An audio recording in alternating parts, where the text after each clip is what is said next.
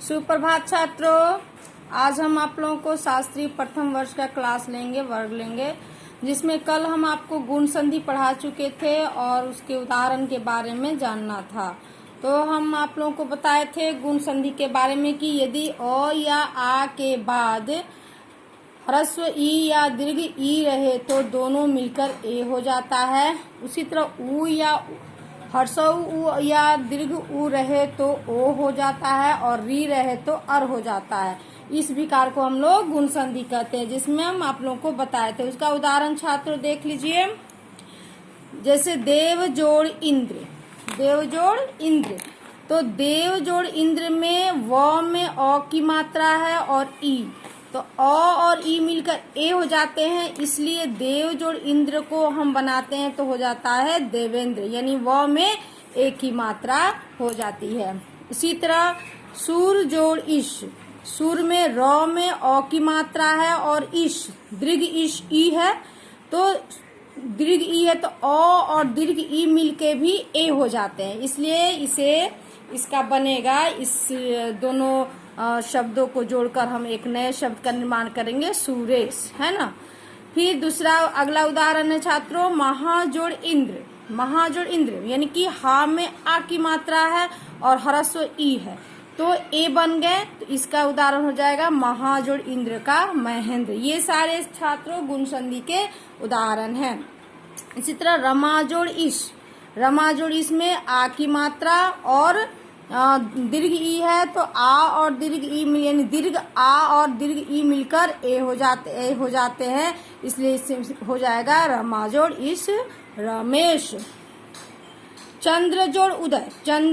चंद्र जोड़ उदय, तो चंद्रोदय कैसे हो गया, तो इसके लिए समझना है कि द में अ की मात्रा और उ, अ और उ मिलकर ओ हो जाते हैं, इसलिए द्र में ओ की मात्रा जोड़ते हैं तो वो हो जाता है चंद्रोदय, यानी चंद्र जोड़ उदय चंद्रोदय। इसी तरह समुद्र जोड़ उर्मी है, तो छात्रों समझ गए, इसी तरह समुद्र जोड़ उर्मी है तो ये हो जाएगा समुद्रोर्मी, इसमें भी अ और उ मिलकर ओ हो जाते हैं। उसी तरह महाजोड़ उत्सव है, तो महाजोड़ उत्सव में आ है और उ है, तो आ है और उ मिलकर ओ हो गया, तो महोत्सव हो गया।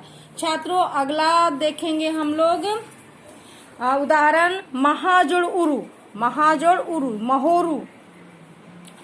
इसी तरह सप्त जोड़ ऋषि। सप्त ऋषि, हाँ, सप्त ऋषि में देखिए छात्रों अ की मात्रा है और री मिलकर अर हो गया है, तो इसलिए सप्तऋषि हो जाएगा, ठीक है। महाजोड़ ऋषि महर्षि, तो महर्षि में भी आ की मात्रा, हा में आ की मात्रा और री है, तो ये अर हो गया, तो हो जाएगा महर्षि, यानी कि यहाँ पर आ और री मिलकर अर हो जाता है, इसीलिए महाजोड़ ऋषि में महर्षि हो जाएगा। अगला भेद देखेंगे छात्रों स्वर संधि के, वृद्धि संधि। तीसरा है वृद्धि संधि।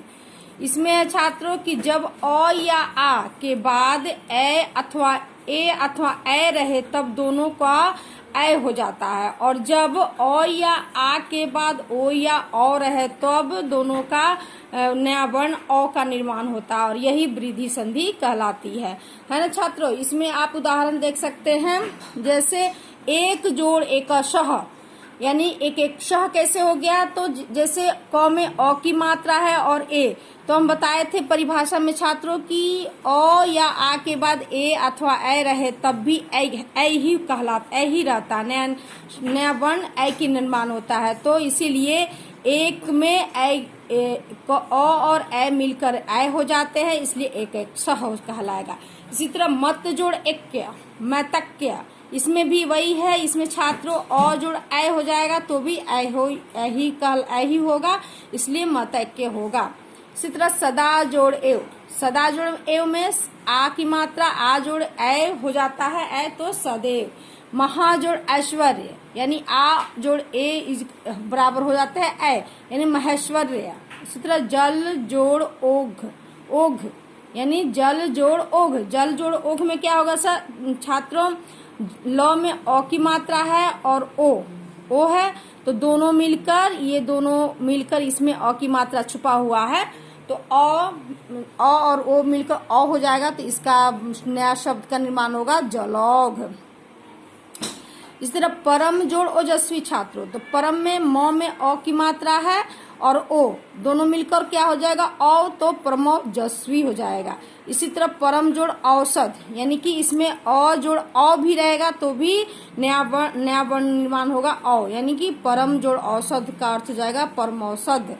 इसी तरह महाजोड़ औदार्य छात्रों, तो महाजोड़ में ह में आ की मात्रा है और औदार्य में औ, यानी आ जोड़ औ हो जाएगा औ, यानी महोदार्य। ठीक है छात्रों, इसके अगले क्लास में हम वृद्धि संधि के उदाहरण हो गया है। इसके अगले जो पार्ट है, भाग है स्वर संधि के, जिसमें है यन संधि।